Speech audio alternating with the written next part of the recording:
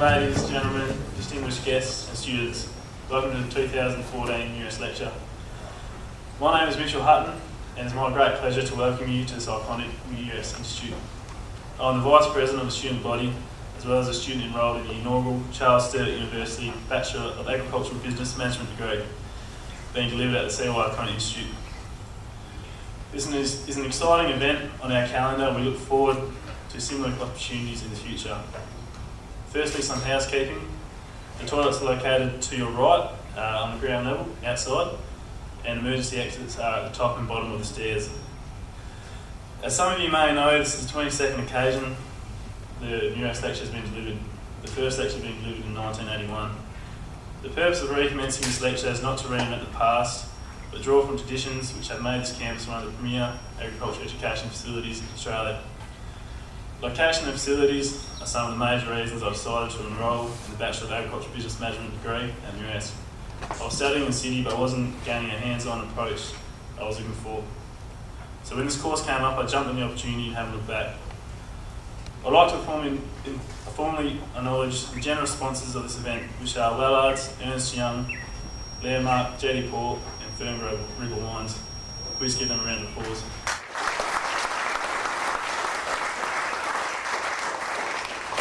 I would like to hand over to Amy Cassini, who is the President of the student body, to say a few words. Thank you.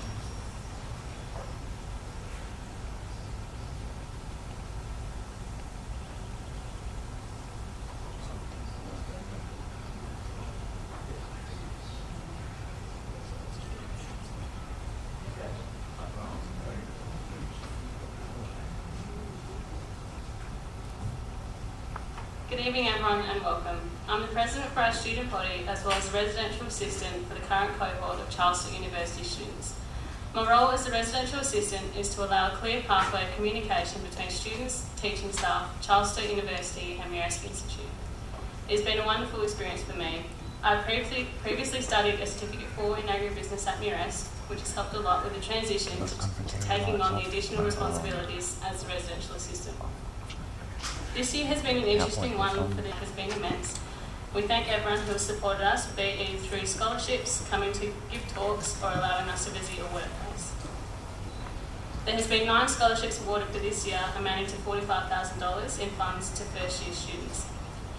5 more scholarships have been confirmed for next year, including some for second years continuing on with this course. These documents regarding the scholarships will be available at the dinner and drinks at the Ag Business Building after the lecture.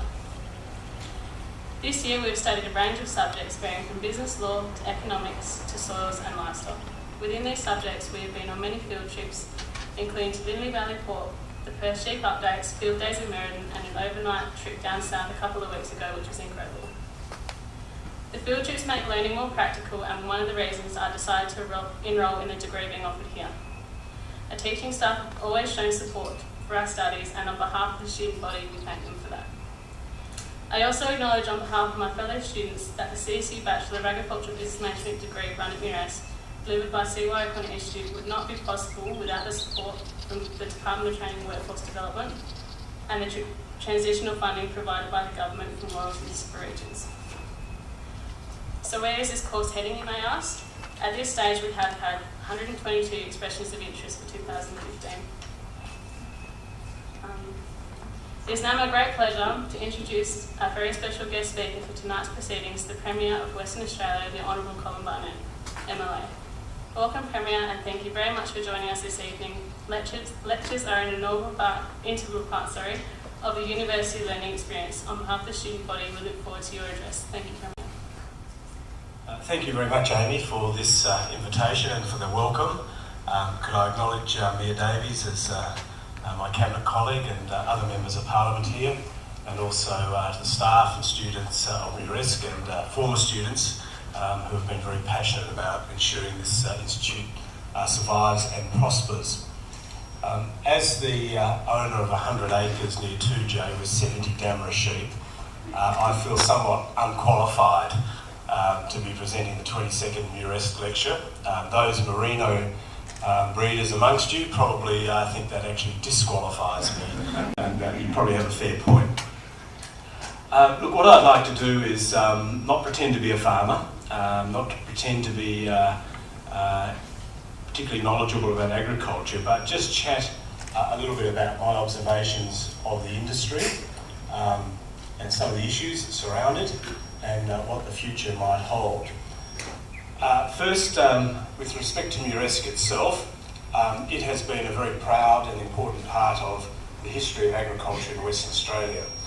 From its foundation in 1926, its association with Curtin University, and now I think entering a new era. And as I'm sure everyone's aware, the very future of Muresk was in doubt over the last few years. But I think the Institute, former students and indeed supporters of agricultural education have done a wonderful job in giving Muresk a very bright future. I particularly, having had a look around, it was great to see some of the improvements that have been put in place by the state government through the Royalties for Regions program, and that has certainly improved not only facilities for staff and students, but obviously also has allowed Muresk to derive income and activity by other groups, industry, community groups, using this campus. But an education institution, no matter what it might be, depends ultimately on the quality of its courses, its teaching programs, and the status of the qualifications gained. And I congratulate Muresk for the innovative way it's engaged in partnerships with Seedwire Connor Institute, Charles Sturt University and the University of Queensland. And I think for students, they know they'll not only have hopefully a great educational experience here, but they'll leave with very highly regarded and renowned qualifications.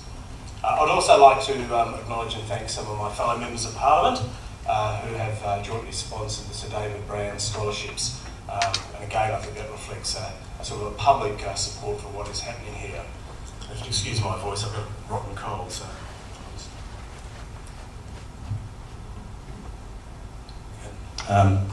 It's probably better.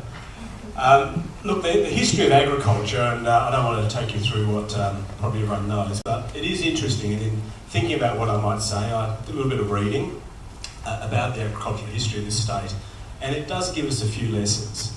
From the first settlement in 1829, it was tough going, without doubt, and even by 1850 there were only 6,000 settlers in Western Australia, and the colony still struggled to even feed itself.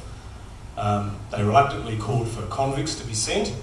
10,000 men, no women, arrived, and that meant some more mouths to feed, and particularly some more labour for farms.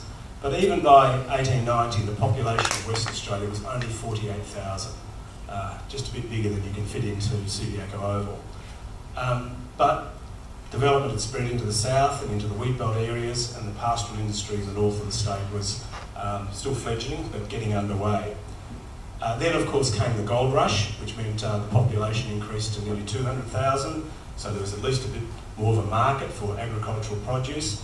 But the gold rush didn't last long, so immediately the problem was, how do we employ all these people? Agriculture was seen as a solution, so you had homestead block grants, you had conditional purpose, so on. So, you know, even in that early part, sort of ups and downs. The wartime, First World War, tough drought years, loss of manpower, and agriculture actually declined. 1920s, good times. Major expansion into the wheat belt area, and indeed the wheat belt as we know it today was largely established through the 1920s. The state's major agricultural institutions also were formed. Farmers' Union as it was, the Pastures and Graziers, the Agriculture Bank, West Farmers, CBH a little bit later, and of course the Country Women's Association.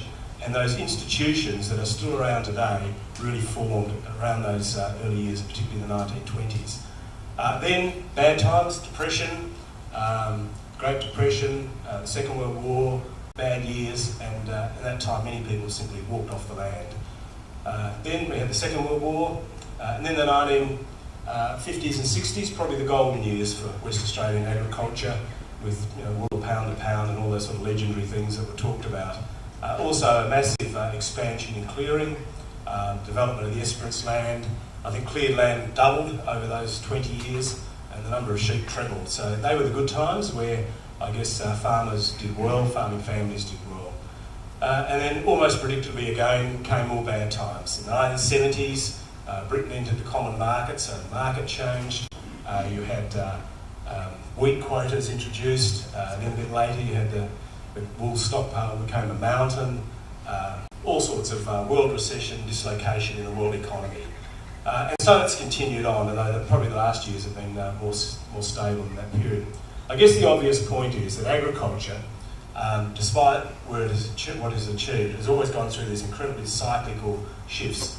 Some by seasonal conditions, which obviously vary, and we are becoming drier. Also by world events over which no one can have any control, market changes, exchange rate changes, and the like. So that's the history of agriculture. We probably face one of our greatest, if not the greatest opportunity ever. But I would make the point, if we simply see the coming decades as another period of good times, we will have missed the opportunity. And that's really what I want to talk about tonight. Farming today, $7 billion industry. Along with mining, it is the economic base of Western Australia and certainly the export base. In terms of farming, lots of changes have taken place through that very up and down history. Today, the average age of a farmer is 52, a bit too old, due respect to those who are 50 plus. The size of farms have increased. In the 70s, a typical wheat belt farm was maybe around 4,000 acres. Today it's likely to be probably around 10,000 acres, and of course a number far larger than that.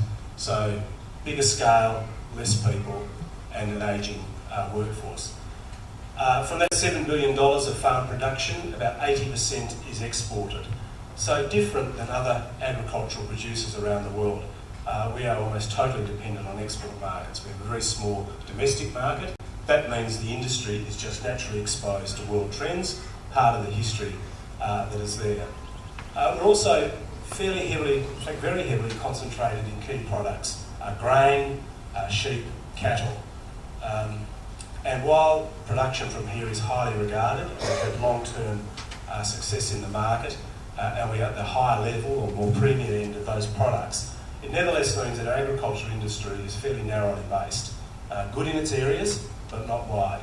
And there are examples of diversification taking place. I guess wine from Margaret River and elsewhere would be an obvious example. A more exotic example might be truffles, where I was surprised to learn the other day we are second only to Europe in producing black truffles, so who knows where that'll go. But we do need to diversify. We need to do a lot better in broadening out our agriculture industry for a number of reasons. The opportunity that we face obviously is Asia and Asian growth. 2 billion people living to our north. Now they've been there for a long time, so nothing new in that, but the change is taking place, and the change is obviously the economic growth of Asia and particularly the emergence of modern China. I'd suggest to you that those events, and particularly China, is certainly the economic and perhaps political phenomenon of this century. It provides a whole new opportunity along with other Asian markets. And it's not just population, it's obviously rising incomes. The growth rates of those countries are high, therefore disposable income for consumers is rising strongly, and indeed a middle class is growing even stronger. China has a middle class now of around 300 million people, probably 500 million people within a decade. Indonesia, our closest neighbour, already has a middle class of 50 million people, and so you can go on through other countries. As economies grow and people become wealthier, a number of obvious things happen, and consumer behaviour is remarkably consistent anywhere in the world. As incomes rise, people not only spend more, they spend differently. Their pattern of spending changes. They will spend more on education for their children. They'll spend more on healthcare. They'll spend more on travel. They'll spend more on food, but they'll particularly spend more on high quality and different food. And throughout Asia, the emergence of an increasingly Western taste, a desire for high quality premium product is the opportunity. I'm not suggesting that will replace our major sales and industries in wheat and traditional sheep, whether live or processed or cattle, but the growth will be in premium products and not necessarily throughout Asia. In Asia today, of the world's 50 top cities, biggest cities, 30 are in Asia. an extraordinary demographic change on a global scale. And amongst those 30, if you like, big Asian cities, there are a number like Tokyo, Shanghai, Beijing, Singapore, Jakarta, Mumbai, that I would describe as city-states. They are so big and so prosperous that they actually have a degree of autonomy within their own countries and have an economic force and drive that is almost independent of their host nations. They are the markets. They are the markets of wealthy people, Western tastes, looking for premium products. So that's obviously the opportunity, but it is not just a matter of doing better, and as I said before, having those good times.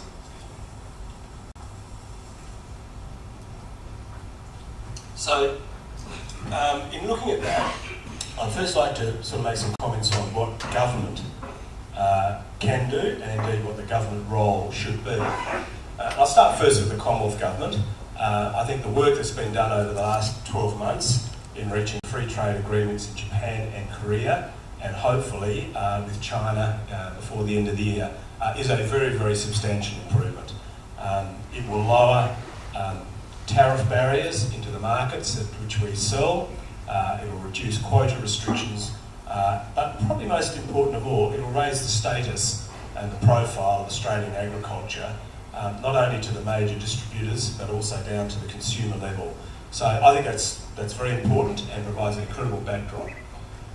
From a West Australian point of view, we can't really negotiate free trade agreements, but I think the role that a state government plays, and particularly Western Australia, is largely underestimated. And I'd like to explain that by a couple of anecdotes, if you like. First, because of our dominance in mining and petroleum, we have a unique relationship amongst the big Asian economies, particularly Japan, China and Korea. No other state has access at a political level, and I'm talking about prime ministers and presidents, at a political level and at an economic level that Western Australia has. And I'll give you one example, and this is not about Colin Barnett, so don't misinterpret. Earlier this year, I was in China. It was Tony Abbott's trip, and the premiers of each state were there. Now, there's been a long tradition in the Australian Federation that the premiers or states are listed in order. New South Wales, Victoria, Queensland, Western Australia now, then South Australia. So it's a size ranking. It's always you're introduced in that way. At a COAG conference, everyone sits in that order. When I was in China with Tony Abbott, and we met the new President Xi Jinping and had a private dinner with him, the Chinese rearranged the order. Tony Abbott first, Colin Barnett second. Nothing to do with me, nothing at all to do with me, but what it was saying was that Western Australia is most important to China, and very visibly displayed in front of the Chinese media. And as you know, Western Australia provides 70% of all of Australia's exports to China. Agriculture is important, but the dominant industries are mining and petroleum. Now that gives us a profile in countries like China and Japan, and an ability to leverage that to the benefit of other industries, and right now the concentration is on agriculture. For example, the efforts to get live cattle into China has come out of the relationship between the mining industry, and the ability to discuss that with Chinese ministers, and right from the president down. No other state has that access in any sense at all. And some of the anecdotes, apart from the queue, batting order.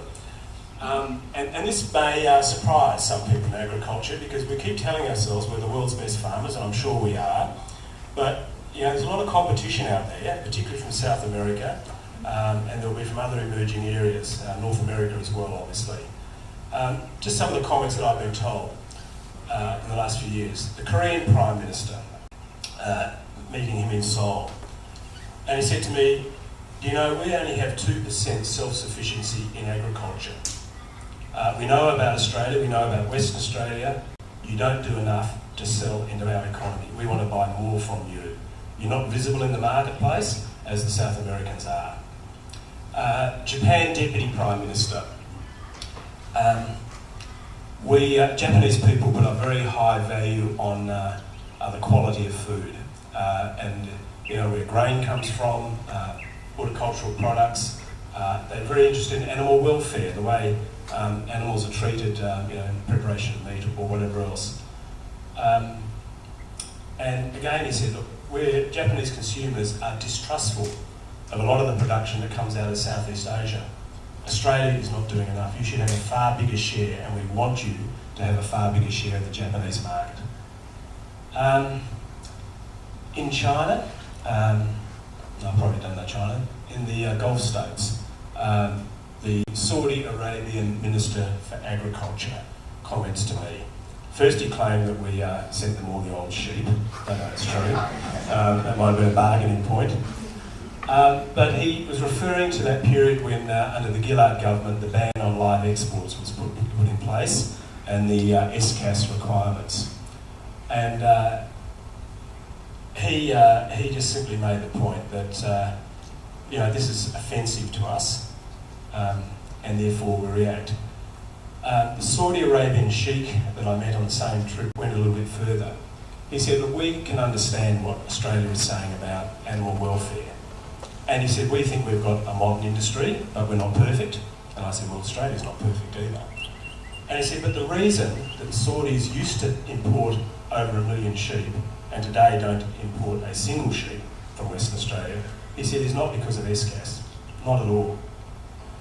What he said to me was that unwittingly, when Australia went out and implied that we, the Saudis, were cruel to sheep, you offended our religion. You offended Islam, which talks about gentleness and care of animals. And he said, that's the reason we're not buying any sheep off you.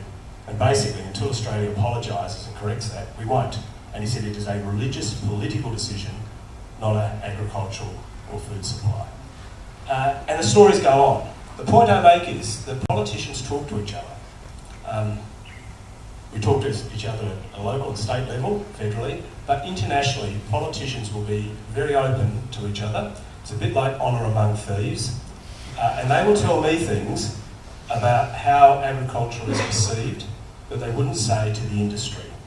And the other thing that I think we underestimate is that many of the countries we deal with are still developing countries. Certainly their political system is less developed than ours.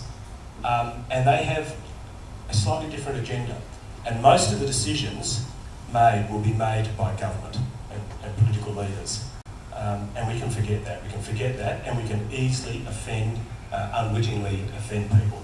We can also confuse them. That happens sometimes. I was talking again in the United Arab Emirates to the Deputy Sheikh and about 4 or 5 ministers, and I was chatting about family farms in Western Australia, a term that we use all the time.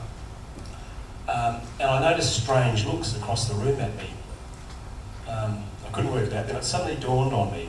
When I used the term family farms, they equated that with subsistence farming, a subsistence rural economy.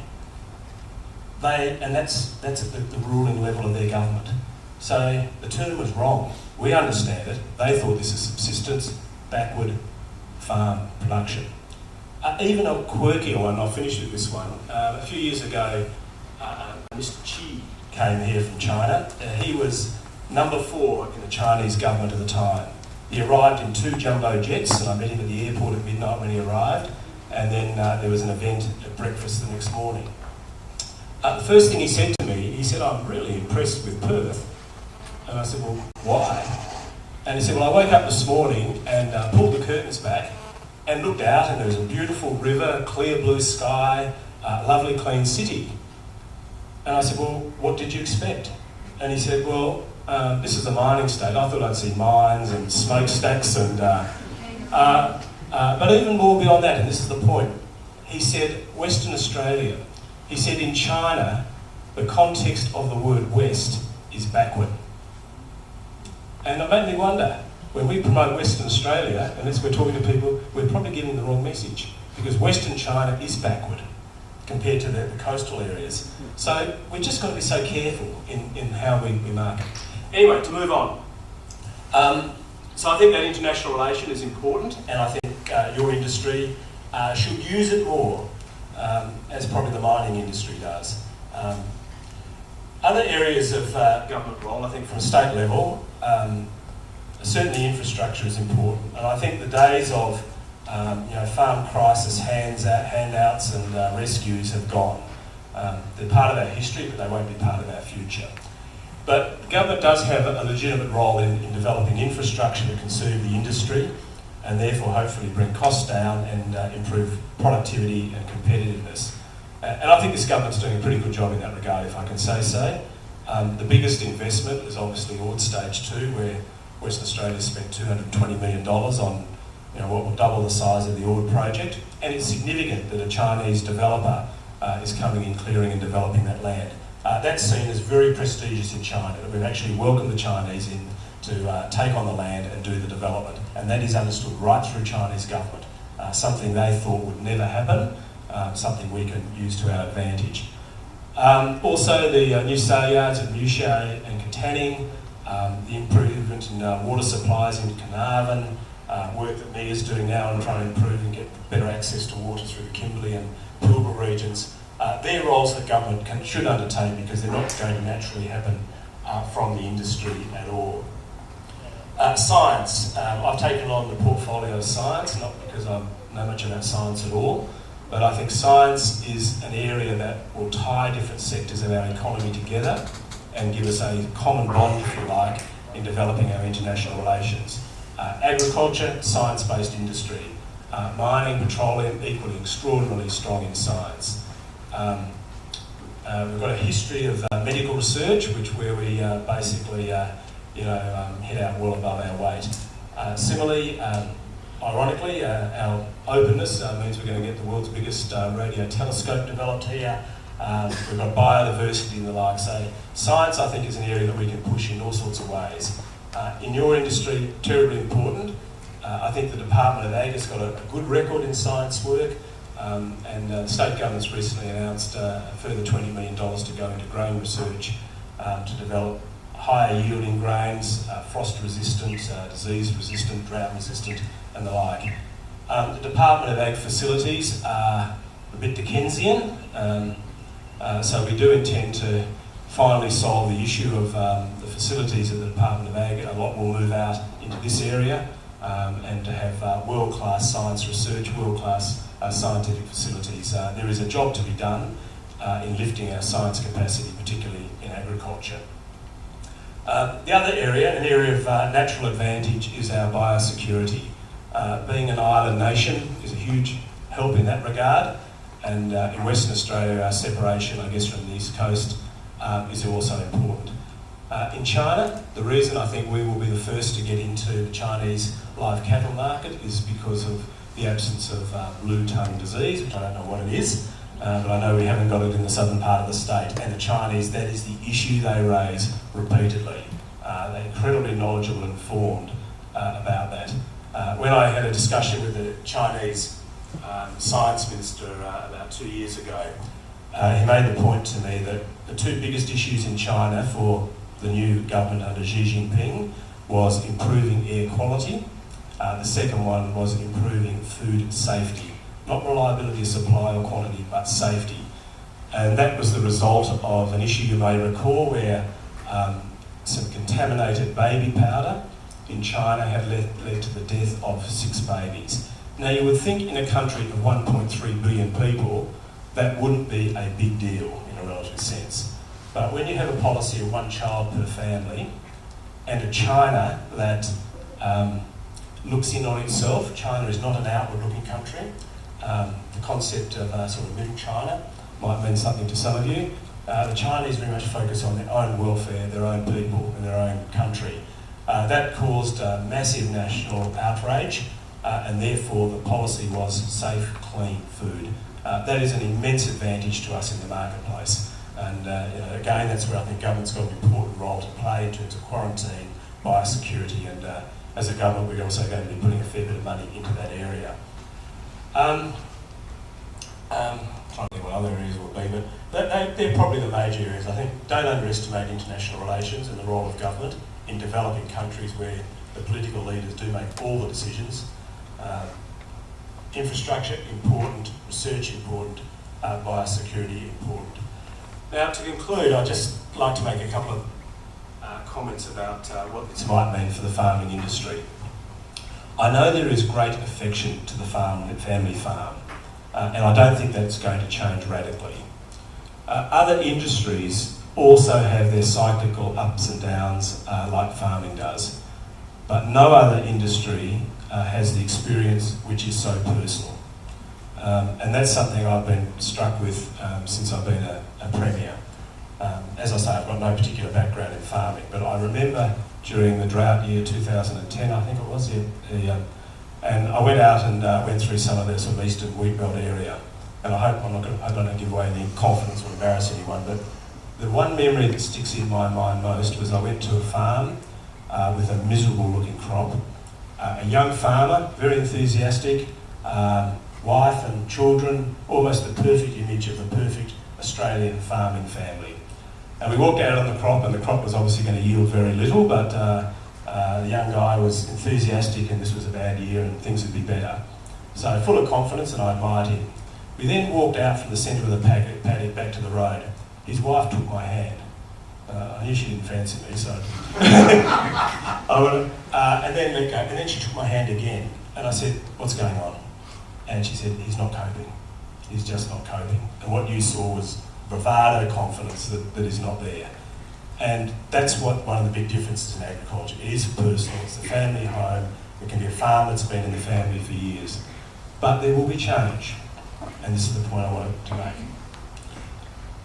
The growth of China, the urbanisation and the prosperity will give us good times in farming. We're seeing that happening now. We're seeing investment in farming, not only from within the rural sector, but from outside. Andrew Forrest buying Harvey beef, Jack Burton developing the abattoir in the Kimberley region, Walsh's in their $200 million contract for meat supply into Asia, Wellard's in terms of buying up farms and raising the productivity on the farm itself. All of that is going to continue to grow. And it might mean that the corporate role in farming is greater, it will be greater, so in a relative sense the traditional family farm might be less. But the big problem, and the farmer's wife that held my hand, is that farming is too risky. And it has too big a social impact. So this growth of China and Asia, if we're to really succeed, we need to reduce the risk to farming. We need to stabilise your industry. And that's easier said than done. To some extent, the industry bears some of the responsibility. I at least would suggest that getting rid of sheep and just having wheat is over-specialisation, which as an economist by definition increases your risk. The industry's got to be conscious of that. You cannot expect government to come in and solve problems if the industry itself is too specialised and too exposed to market risk. So there's some responsibility at a farm level. But also, while the bulk trade in major products will continue, and that will be the sort of mainstay of the industry, that we need to move to a more contractual basis. We need to provide the premium product that the market demands. Now that may not be the majority of farming, but that's where the growth will be. So if people want to buy a sheep, or 10,000 sheep, or 1 million sheep in the case of Saudi Arabia, we need to provide the sheep of a certain age, of a certain weight, of a certain breed, of a certain condition, at a certain time. The days of just simply producing sheep or grain or whatever it might be and putting it on the market and see how you go will change. And if we can develop, whether it be farms, individual farmers into agri-businesses here, or into buyers or investors into the sector, if we can get more of agricultural production built into medium to longer, probably medium-term contracts for supply, produce what the buyer wants to the buyer's specification, that might mean you won't get the highest price and you won't also get the lowest price. You'll have stability of market, you'll have a stability of price, and you'll have a reliable customer as you will be a reliable producer. And that's got to be an important way of taking agriculture forward. It will change the nature of farming. But I'd suggest to you, if we don't go down that path and we keep to the romantic image of the family farm and days of the 50s and 60s, we'll benefit. We'll benefit from Asia, but we won't have grasped the opportunity. Farming won't have changed. So this opportunity should not be seen as good times.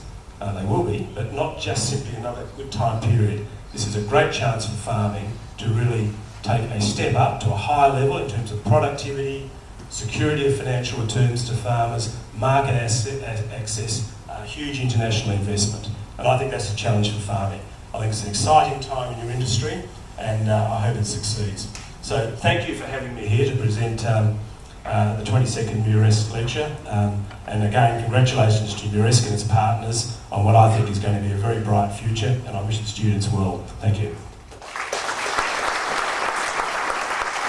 Questions in the tradition of with the greatest respect, can I say that's one of the problems in agriculture? You need to, as an industry, lift your sights a little bit and not look for excuses for some of the problems the industry will face. I don't believe that certainly this government has in any sense ignored agricultural country areas, and I'm sure when Mia speaks tonight she'll tell you all about royalties for regions and how much money's been poured in. But there is a bit of a cringe element. Agriculture needs better leadership from within the industry itself. And I'll probably offend a few people, but I think the farm organisations do not do their job in raising issues and pushing issues. One of the biggest frustrations that I've found as Premier, particularly in this area, is that over the years when I've met with farmers and groups of farmers, there's always been a grizzle, a legitimate one I might say, about the degree of regulation of farmers. And repeatedly when I say to farm organisations, tell me what is wrong, tell me what we can fix, I never get an answer. Never get an answer. Now, look, we've done a few things. I mean, allowing GM canola, it's 400,000 acres of that now. That's an example of deregulation. There's been some changes and some relaxation in land clearing, but government is actually taking the initiative itself through a cabinet committee on trying to find out ways of taking the burden off. So, you don't need to worry the other side of the Darling Range. Your market, your world, your oyster is Asia. And I think agriculture has just got to lift higher in the way it thinks about things. I'd just like to challenge you a little bit. My name's John Hassel, I'm president of Muresk Lecture. 20 years ago, when we put wheat into the cooperatives that we have, we put in ASW, we put in malting barley, we put in feed barley, and we put in oats. There were about 4 segregations. Now we do about 60 different segregations. We specialise and we sell to the market. I think that the agricultural industry has stepped up to the plate to a great extent. The issues that we have more along the lines of the value of the dollar and the fact that if it came down by 15%, we probably will be making pretty good money. I think the industry has stepped up to the plate. We're far more specialised in the way we do our products. We've done a lot of really good stuff. The GRDC pushes production. Yeah, John, I didn't mean to give that impression if I did. And I think in terms of those bulk products, as you say, there's a lot of product differentiation. There's no doubt that we are at the top of the market. I mean, like premium noodles and noodle wheat into Japan and all the rest of it. So I'm not suggesting that. And I think farm techniques have. But we have got hopefully some golden years. And my comments probably more relate to the way, the attitude of the farming industry and recognising that we're going to get more corporate investment and welcoming that rather than rejecting it. But yeah, look, I didn't mean to imply. I mean, the industry is a big industry and it's a successful industry. Very interesting, Master. You made a comment about the Saudi, the live sheep export market, and the impact of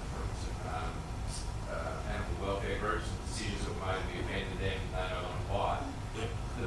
What in your opinion would be the best way to re-establish that market? Would it be joint industry, political problems? Obviously, it states that Australia needs to apologise for the events. That's possibly not something the industry should do. What would, in your opinion, be a way to repair that, rebuild that bridge, move forward? The best way would be, and this is not a criticism, the best way would be for the Australian Prime Minister to formally apologise for the insult to the Saudis, because it's got nothing to do with transport of abattoirs in their eyes. It's all to do about a religious insult. Look, I certainly don't think it's farmers. An individual farmer is not going to be able to do much unless they're a mega farmer.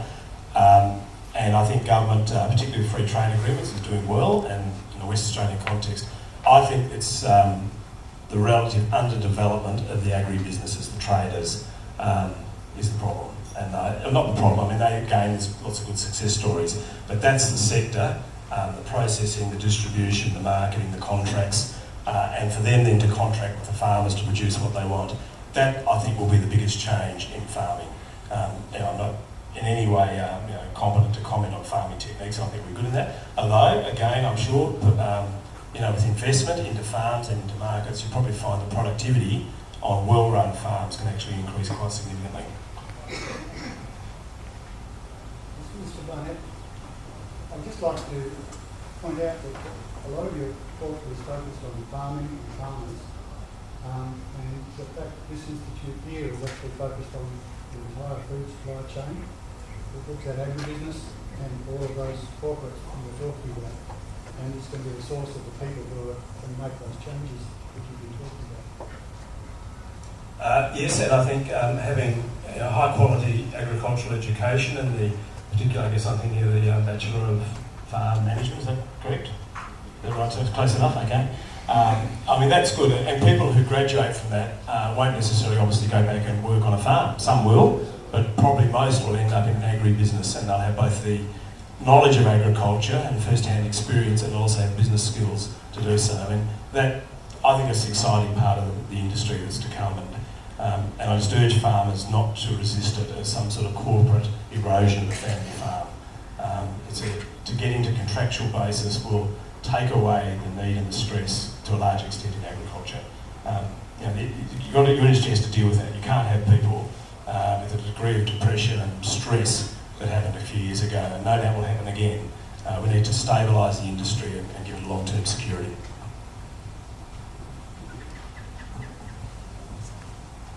Yeah, John Dwyer, a farmer, unfortunately above the 52-year-old bracket. Because it's to do with agriculture, but I'd like to hear your views on the declining population in West Australia country towns. Young guys looking at making a future back on that family farm or whatever structure it might be. There's not a lot to entice them out there. There's probably not many mates. They've got Buckley's chance of finding a wife, unless it's school teacher or nurse, but if the town's that small they don't have a hospital or a school, then that's not going to happen. I'm just wondering what your thoughts are on that direction. Yeah, look, when farms go from an average of 4,000 acres to 10,000 acres and bigger, there's going to be less people. When farm machinery gets to greater economies of scale, etc., etc. So I don't think that is going to change. I mean, you can't change fundamental economics. However, I think in towns closer into Perth and closer to the coast, we'll see population growth for a whole range of other reasons, lifestyle choices and the like. So that's a reality of rural life. I won't get onto local government because that'll cause outrage. And I know I'm public enemy number one east of the mountains or the Darling Range. But those sorts of structural changes do need to happen. And it's no good, me being the bad guy and other person's being the good guy. The structure of population, the demography of the wheat belt is changing, and resisting it is not going to further the organisation of farming.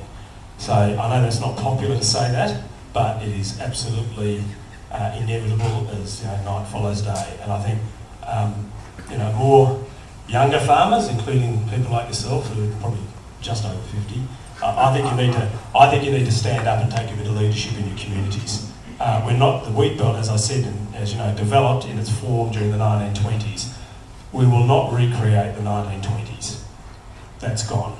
It's 100 years ago nearly. But you can recreate something else in the wheat belt and other farming areas. I mean, one thing I didn't mention, but the branding thing is important. And again, I'm talking about the sort of more niche products. For years, people have been saying, look at New Zealand with their New Zealand lamb and their kiwi fruit and their pure New Zealand. I mean, they have been very successful in that. We haven't been. The standout exception would be Margaret River wine. A few weeks ago, we had a cabinet meeting in Manjimup, and the concept of southern forest food is terrific. Early days, but we need to build those brands to get into wider markets. They will never rival the big, for the silly reason that West is backward. Kimberley beef, that sounds like a good brand to me. More work on that, individual products, premium products, that will capture a high part of the market. Premier, just following on from that sort of last comment, we've experienced the mining boom in the last 8 to 10 years, and now they're referring to this golden era that you've talked about this evening, the dining boom. The bush or the city-country disconnect in Western Australia is just getting wider and wider, and that's, I think, as much about the population growth that's occurred from the recent mining boom and the growth in the metropolitan areas and the service industries for that period. If we are going to get and capture this golden era, which I agree with you is in front of us in the future for agriculture, what is it that collectively Western Australians can do together? So both the city, Perth and the major regional cities, towns, and the larger bush areas. Yeah, look, I think, I'm not so sure there's a disconnect, but there's no doubt, when I was growing up as a young boy, everyone had a farmer relative, we used to go and stay on friends' farms, and that's gone. That sort of social connection's gone because Perth is now a far bigger city, and population in country areas is relatively smaller. I would say, I think people living in Perth are genuinely supportive of rural communities, and I think farming communities probably underestimate that. People want to see country areas of Western Australia survive, but I think the sort of policies that are underway, and maybe Mia will talk about it a little bit more later, but putting in mobile communications towers right across the state, and I think it's been 113 or whatever, huge investment into country health, big factors. Making sure education is as good as it can be. Now, it can't be necessarily the structure of the 1920s. So, in a relative sense, more is spent per person into country areas than in the city by a big margin. And we've got a huge jurisdiction in Western Australia to try and manage, but again, it's not going to be the 1920s model. And we need to put that to one side and think about the model for this, not only this industry, but also service industries, government services, and the structure of townships. I think we've just got to think fresh and new. Everyone's waiting for a glass of wine, so am I. Do we have one last question? Okay, thank you very much for listening to me. Hon Connor and Charles Sturt University for attendance. Thank you. Yeah, thanks, Christine. Yes, I'd like to thank Mr. Premier for that insightful speech. I found it very interesting. I know a lot of agricultural people tend to think mining's bad, but if we can really work together to get into the Asian markets, I think that would be really worthwhile. So just on behalf of CLI Barnett Institute, I'd like to thank you, Mr. Premier, for taking your time out and coming and have a chat with us. Thank you for attending, everybody, and for everyone that helped organise the event. In closing, can we just move back to the School of Agribusiness for drinks? If you've not done so, you may be interested to look at the memorabilia that's located in the cabinets in the foyer. I'm sure for the old boys it would be quite interesting if you saw it come up, and for who hasn't been here before, it'd be very insightful. I'd like to thank many thanks to the Bay of Crop for donating the cabinets, and also can enjoy the music from the CY kind of Jazz Suit Commission in memory of Charles Yelverton O'Connor. The full set of music will be launched on the 2nd of November, and sales proceeds will go to charities such as those supporting education. Have a wonderful evening, everybody.